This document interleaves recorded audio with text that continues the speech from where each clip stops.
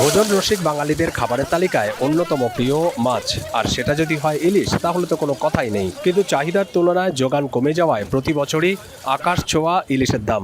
তাই মাছটির চাহিদা ও যোগানের মধ্যে সমন্বয়ে এবার পরীক্ষামূলকভাবে আবদ্ধ জলাশয়ে ইলিশ চাষে সাফল্য দেখালো পশ্চিমবঙ্গের কেন্দ্রীয় অন্তঃস্থলীয় মৎস্য গবেষণা কেন্দ্র সিফ্রি।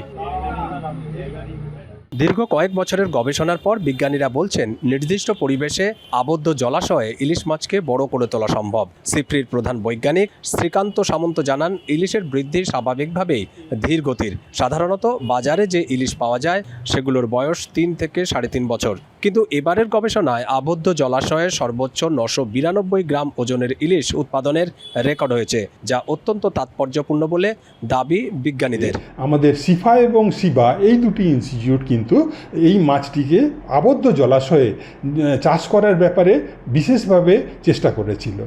কোনো জায়গায় আমরা নদী থেকেই জলটা নিয়েছি, সেটা আমাদের বিশেষ করে আমাদের কোলাঘাট এবং কাকদ্বীপ দুটো জায়গাতেই নেওয়া হয়েছিল।